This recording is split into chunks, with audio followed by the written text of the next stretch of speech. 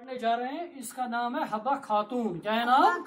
हब्बा खातून। हब्बा खातून के बारे में हम आज जानने की कोशिश करेंगे कि हब्बा खातून कौन कौन औरत थी, कैसी औरत थी। हब्बा खातून का असली नाम जून था। हब्बा खातून असली नाम जून, या पन पे जूनी है ना। वो चंदहार पांपोर में पैदा हुई। कच्चीजामस पांपर गांव नाम चंदहार।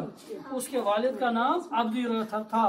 मलिस नाम अब्दी रथर। जून को 5 साल की उम्र में मुकामी मस्जिद के इमाम साहब के पास कुरान मजीद पढ़ने के लिए भेजा गया।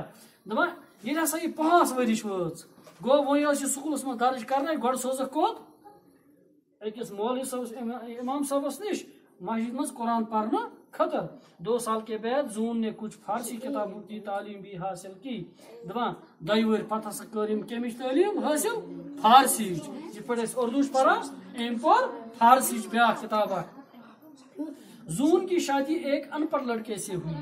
दपान अमस जून हब खातून कोर खानदर अकिस अनपढ़ सह अनपढ़ तम पोर्मुत कह।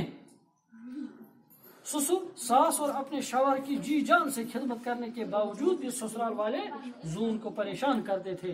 दपन यह सख खिदमत कर कमन ससुर वन हेर बाबस ना, यानी लड़के सस मलिस इथे पे वन हश बे पस शौहर को खानदार पस खानदार सख खिदमत कर, मगर तो तुम अमिस परेशान करान।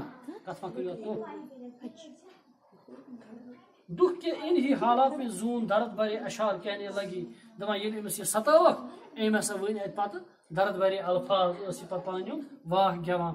अल्लाह ताला ने जून को खूबसूरती के साथ साथ मीठी और पुरअसर आवाज भी अता की थी।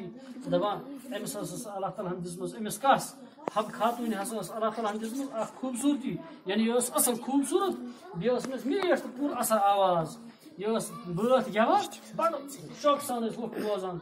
दिल का बोझ हल्का करने के लिए जून अपने दर्द भरे अशार गाती थे। दपा ये क्या दिलुक बोर कम करने खतर अम सतावन ये कम करने खतर पता बात गवान। पे क्या बात गवान हब खातून।